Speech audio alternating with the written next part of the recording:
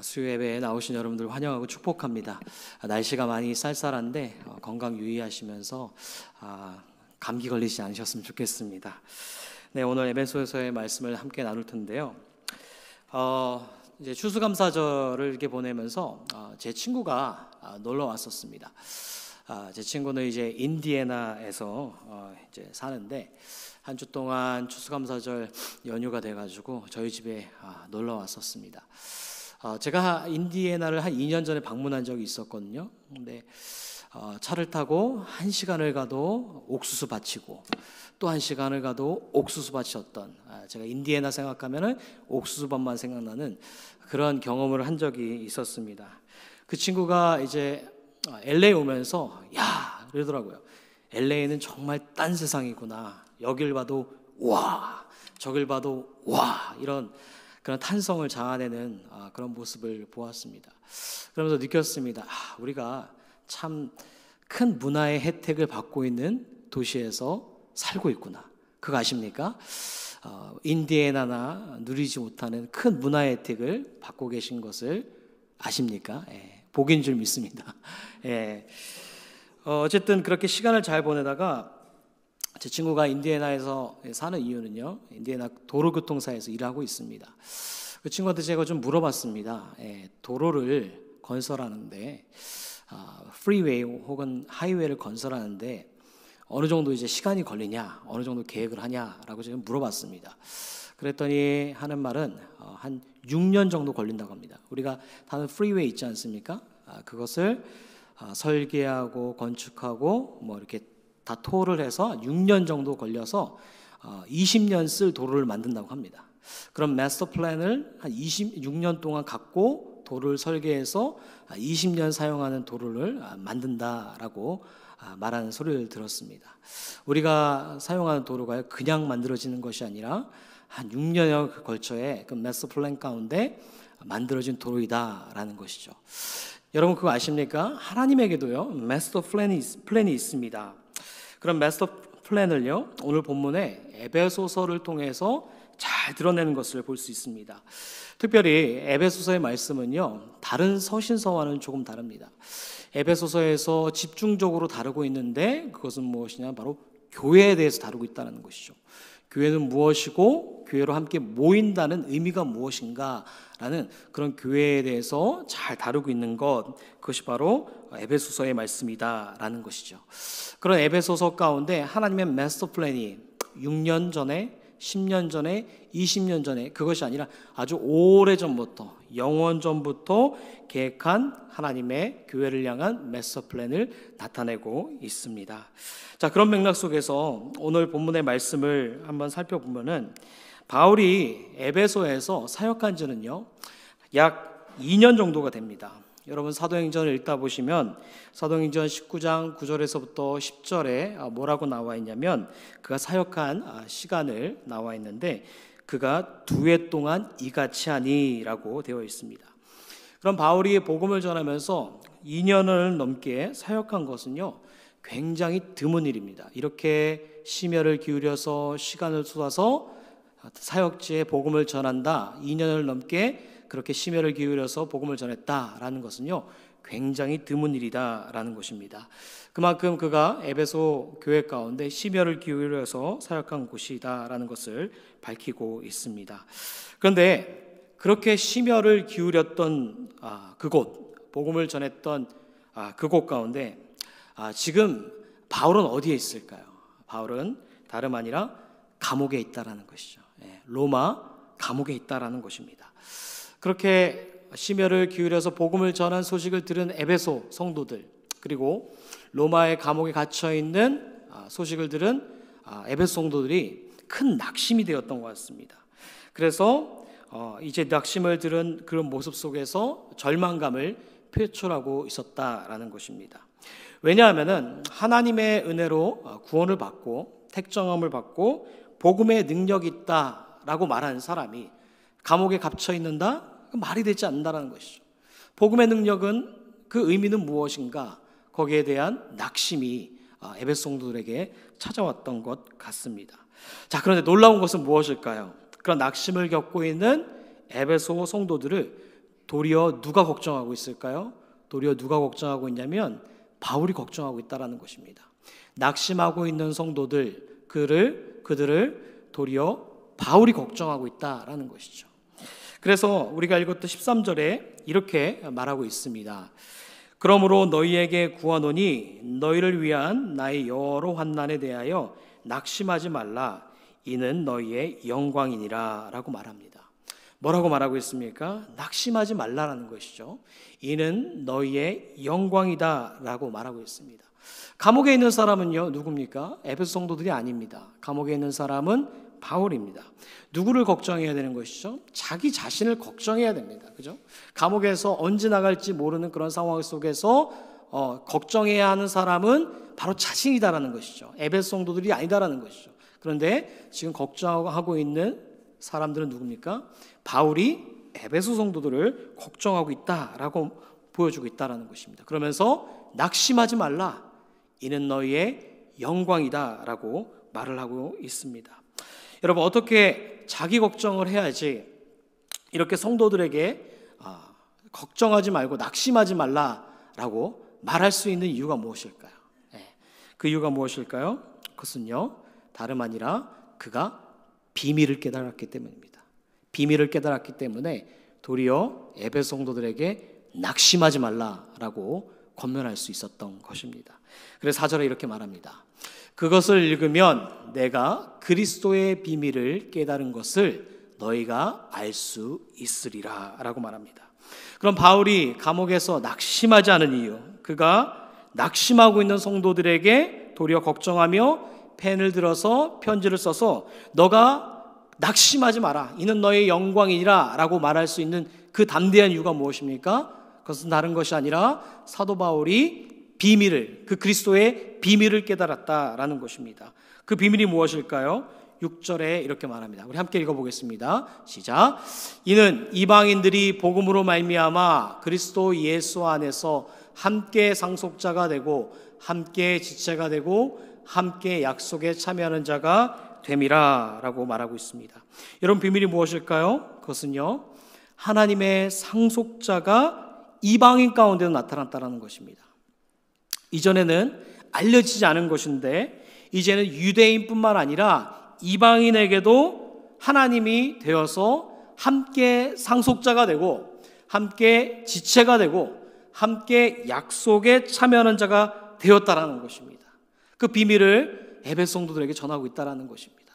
여러분, 이 말이요, 우리가 오늘날 살아가는 현대 시대 속에서는요, 우리가 성경을 66권을 다 가지고 있어서 뭐 당연한 말 아니야, 당연한 말 바울이 하고 있는 거 아니야 라고 생각할 수 있지만요, 당시의 상황 속에서는요, 이 말이 결코 당연한 말이 아닙니다. 센세이션한 말이고 굉장히 충격적인 말이었다는 것이죠. 왜 그렇습니까? 당시 하나님은 누구의 하나님이었습니까? 유대인에게만 하나님이었습니다. 유대인에게만 상속자였고 유대인에게만 지체였고 유대인에게만 함께 약속에 참여하는 자였다는 것입니다. 그런데 뭐라고 말하고 있습니까? 이제는 유대인뿐만 아니라 누구도요, 이방인도 상속자가 되고 지체가 되고 함께 약속에 참여하는 자가 되었다라고 말하고 있다라는 것입니다. 여러분, 약속이 무엇입니까? 약속은요, 지켜지는 것이잖아요. 그죠? 마치 이런 것 같습니다. 제 아이들이요, 닌텐도 게임을 좋아합니다. 그래서 한 날은요, 저한테 좀 게임 칩을 사달라고 했습니다. 그래서 제가 뭐라고 했겠습니까? 사준다고 했습니다. 그래서 그 아이는 믿었습니다. 그리고 나서 제가 사줬을까요? 안 사줬을까요? 안 사줬어요? 저를 믿지 못하십니까? 신뢰하지 못하세요? 사줬습니다. 약속은 무엇이죠? 반드시 지켜지는 것입니다. 지켜지지 않을 약속을 약속이라고 하지 않는다라는 것입니다. 그런 인간도 약속을 지킨다라는 것이죠. 그런데 여기서 이방인도 하나님의 상속자가 되고 함께 지체가 되고 함께 약속에 참여한 자가 되었다라는 것은 무엇이냐면, 이제 하나님의 이름을 걸고 내가 너의 하나님이 되고 내가 너의 약속한 말씀을 반드시 어떻게 해요? 이루어 가신다라는 것을 약속하고 계신다라는 것입니다. 이 어마어마한 비밀을요, 누가 깨달은 것이죠? 바울이 깨달은 것입니다. 이 어마어마한 비밀을 바울이 깨닫고 이 상황이, 이 조건이, 감옥에 있는 상황과 조건이 문제가 되지 않는 것이죠. 그래서 그런 낙심과 절망으로 이끌지 않고 도리어 누구를 걱정하고 있습니까? 에베소 성도들을 걱정하고 있다는 것이죠. 뭐라고 말합니까? 낙심하지 말라. 이는 너희를 향한 영광이니라 라고 도리어 에베소 성도들을 걱정하고 있다라는 것이죠. 왜 그렇습니까? 그리스도의 비밀, 그 비밀을 깨달았기 때문입니다. 그 약속하신 하나님께서 그 약속을 반드시 이루신다라는 그 비밀을 깨달았기 때문에 그가 감옥에 있는 상황이, 조건이 결코 그를 절망과 낙심으로 이끌지 못했다라는 것입니다. 여러분, 그리스도의 비밀을 깨달은 자, 그들에게는 낙심이 없는 줄 믿습니다. 반응이 없습니다. 그리스도의 비밀을 깨달은 자는요, 낙심이 없는 줄 믿습니다. 믿으십니까? 아멘. 상황이 문제가 되지 않는 것이죠. 그죠? 조건이 문제가 되지 않습니다. 왜 그렇습니까? 그 약속하신 하나님께서요, 그 상황과 문제를 풀어가시는 거예요. 우리가 약속을 붙잡고 살아가면은 상황과 조건 가운데 하나님은 그 문제를 풀어가신다라는 것이에요. 이것을 거창한 말로 말하면 뭐라고 말하냐면 하나님의 주권이라고 말합니다. 하나님의 주권 속에서 하나님께서 그 상황과 그 조건을 풀어가시는 분이 바로 우리의 하나님이시다라는 것입니다. 그런데 왜 낙심이 되어지는가? 왜 그럴까요? 우리가 상황만 바라보기 때문입니다. 그리고 상황만 묵상하기 때문입니다. 그 약속의 말씀을 붙잡지 못하고 상황만 바라보고 상황만 묵상하기 때문에 낙심의 삶을 살아가는 것이다 라는 것입니다. 여러분, 한번 따라해보면 좋겠습니다. 제가 예전에 이런 거 별로 안 좋아했습니다. 목사님들이 따라해봐라 하면은 별로 안 좋아했는데 제가 교육학을 공부해보면서 이게 일리가 있더라고요. 자기 언어를 입술로 내어지게 될 때 무엇이 인지하냐면 뇌가 인지합니다. 그러면서 기억하게 되거든요. 한번 따라해 보시면 좋겠습니다. 상황만 바라보지 말고, 쿵짝이 잘 맞네요. 이렇게 쿵짝이 안 맞으면 안 되는데라고 써놨는데 쿵짝이 잘 맞습니다. 예. 상황만 바라보지 말고, 상황만 묵상하지 말고 약속의 말씀을 바라보자. 아멘. 그 비밀을 깨달은 자, 저와 여러분이 낙심의 자리 가운데서 그 약속의 말씀을 붙잡으며 바라보며 나아갈 때 상황과 문제를 풀어가시는 그 하나님을 경험하실 수 있기를 주님의 이름으로 간절히 축복합니다. 아멘. 두 번째로 그가 깨닫는 비밀이 있습니다. 그것은 무엇이냐면요, 9절과 10절에 나와 있습니다. 우리 함께 읽어보겠습니다. 시작. 영원부터 만물을 창조하신 하나님 속에 감추어졌던 비밀의 경륜이 어떠한 것을 드러내게 하려 하심이라. 이는 이제 교회로 말미암아 하늘에 있는 통치자들과 권세들에게 하나님의 각종 지혜를 알게 하려 하심이니 라고 말합니다. 여러분, 사도 바울이 깨달은 두 번째 비밀이 무엇일까요? 그것은요, 하나님 속에 영원 전부터 감춰졌던 그 비밀이 있다라고 말합니다. 그런데 그 비밀의 지혜가 어디를 통해서 드러났다고 말합니까? 10절에 교회로 말미암아. 아주 오래전부터, 아주 영원 전부터 감추어졌던 그 비밀이 있는데 그 비밀의 경륜이 어디를 통하여서 드러나는다면 바로 교회로 말미암아. 근데 그 교회가 누구도 아는 것이죠. 하늘의 통치자들이나 권세자들에게 하나님의 각종 지혜가 무엇을 통해서 드러나게 하셨다는 거죠? 바로 교회를 통해서 하나님의 그 각종 지혜와 하나님의 은혜의 경륜이 어디로요? 교회를 통하여서 드러나게 하셨다라는 것입니다. 여러분, 교회는 바로 이런 곳입니다. 교회는요, 세상 사람들이 생각하는 하찮은 곳이 아닙니다. 교회는요, 하나님의 임재가 드러나는 것이고 하나님의 영광이 드러나는 것이고 하나님의 지혜가 드러나는 곳, 그것이 바로 교회가 지니고 있는 위대함입니다. 저는 그래서 교회를 너무 좋아합니다. 제 인생 속에서요, 교회는요 언제나 중심이었습니다. 제 인생에 교회를 빼놓고서는 해석할 수 없습니다. 언제나 인생의 중심에는 교회였습니다. 어린 시절부터 교회에서 자랐습니다. 어머니께서 헌금하라고 빳빳한 1,000원짜리 지폐를 주시면 그것을 가지고 교회 옆에 있는 오락실에 가서 1,000원짜리 집어넣고 500원 오락하고 500원은 헌금할 때가 있었고, 때로는 800원어치 오락할 때 있었고 200원 헌금할지라도 제 교회에 빠지지 않았습니다. 어떤 분 이렇게 시키시겠죠? 이 자랑이다. 교회에 빠지지 않았어요. 교회에 빠지지 않고 꼬박꼬박 제가 출석하면서 예배를 드리며 나갔습니다. 왜 그랬을까요? 어린 시절 모여라 하면은 모여서 함께 무릎 꿇고 기도하고 철야하고 통기타 치면서 찬양하고 그 시절이 있었어요. 언제나 교회는 삶의 중심이었습니다. 교회 가면은 어른들이 열심을 내어서 사역하였습니다. 장년이나 청년할 것 없이 하나가 되었고 교회를 향한 열심이 있었습니다. 그리고 그 속에서 하나님의 도우심을 간절히 구했던 것을 제가 지금도 생생하게 기억하고 있습니다. 왜 그렇습니까? 교회를 통해서 하나님의 각종 지혜가 드러나게 하셨기 때문이다라는 것입니다. 여러분, 근데 오늘날 교회의 모습이 어떨까요? 오늘날 교회의 모습은요, 정말 안타까울 때가 많습니다.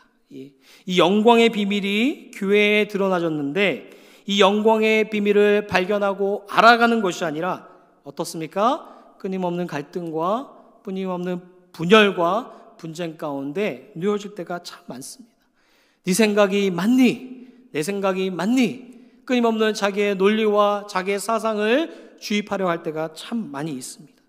물론 각각의 배경이 다른 사람들이 모여서 갈등이 없을 수는 없습니다. 그런데 재미있는 것은 무엇이냐면 하나님을 사랑한다라고 고백하는 사람들의 모습 속에서 여전히 갈등과 화합하지 못한 모습을 볼 때가 많다라는 것입니다. 이 영광스러운 그 비밀을 알아가기도 바쁜데 교회에서 분열과 분쟁과 갈등의 순간 가운데 누워질 때가 참 많다라는 것입니다. 어제는 설교를 준비하면서요, 제가 리서치 페이퍼를 하나 봤습니다. 한국의 목회 연구 데이터 연구소가 있는데 그곳에서 지난 6월 2일부터 8일까지 만 19세 이상 개신교 교회 출석자 1000명을 대상으로 교회 안에 명목상 교인, 이런 게 생겼습니다. 명목상 교인이 얼마나 있는가라는 것을 실태를 조사했다라고 말합니다. 자, 뭐라고 말하냐면 교회 출석 10명 중에 명목상 교인이 4명이라고 말하고 있습니다. 그 명목상 교인의 모습을 좀 보니까 신앙활동 영역에서 뭐라고 말하냐면 예배에 없다라는 것이죠. 그러니까 예배만 참석하고 그냥 가는 것이죠. 그리고 정체성 영역을 보니까 스스로 기독교인이 아니라고 말하면서 교회에 나온다라는 것이죠. 그리고 신념 영역에서 보니까 예수를 하나님을 믿음 외 다른 이유로 교회에 나오는 이유가 있다라는 것이죠. 그리고 구원의 확신이 없다라는 것이죠. 또 하나는 무엇이냐면 개인의 필요 때문에 교회에 나오는 명목상 교인이 39.5%, 40%가 교인이 아니다라고 말하는 것을 데이터를 보게 되었습니다. 여러분, 왜 이런 데이터가 나오게 될까요? 그 이유는 무엇이냐면 교회에 기대가 없는 것입니다. 교회에 가봤자 뭐해? 기대가 없는 거예요. 별다른 기대가 없는 거예요. 어떠한 마음에 불타오르는 그런 거 있잖아요. 불타오르는 그런 마음의 기대감이 있는 것이 아니라 기대가 없는 것이죠. 기대가 없기 때문에 명목상 교인 10명 중에 4명이라는 이런 말도 안 되는 그런 데이터가 나오게 되는 것입니다.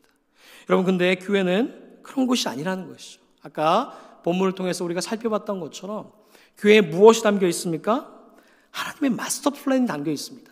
아주 영원 전부터, 우리가 정말 태어나기도 전부터, 아주 오래전부터 감추어졌던 그 비밀이 있는데 그 비밀을 예수 그리스도로 말미암아 이제는 교회를 통하여서 각종 지혜를 알게 하시고 하늘에 있는 통치자나 그리고 땅에 있는 권세자들 가운데서도 알게 하신 그 비밀이 어디를 통해서요? 교회를 통하여서 드러나게 하셨다라는 것입니다. 여러분, 교회에 대한 이러한 기대가 있어야 되는 것이고요, 교회에 대한 열정과 교회에 대한 소망이 우리 가운데 있어야 될 줄 믿습니다. 여러분, 초대 교부 시대 때요, 어거스틴 학자는요 이런 말을 했습니다. 교회가 없이는 아무도 구원받을 수 없다. There is no salvation outside of the church. 어떻게 생각한 것입니까? 교회를 통하여서 구원이 일어나게 되어지고 교회를 통하여서 생명이 살게 되어지는 그 능력이 교회 안에 있다는 것을 이 초대교부 시대 때의 그 교보들은 발견하게 되었다라는 것입니다. 여러분, 교회가 얼마나 중요한 통로이고 교회가 어떠한 역할을 하는 곳인지 잘 말하고 있다라는 것입니다. 그런 교회는 무엇입니까? 하나님의 구원의 역사를 이루어가는 통로, 그것이 바로 공동체인 교회이다라는 것입니다. 때문에요, 저와 여러분이 어떠한 모습으로 나아가야 할까 고민을 많이 하게 됩니다.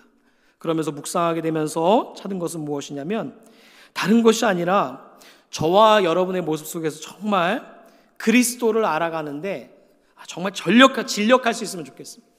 그리스도를 알아가는데 진력할 수 있으면 좋겠어요. 왜 그렇습니까? 하나님의 각종 지혜가 교회에 나타났다라고 말하잖아요.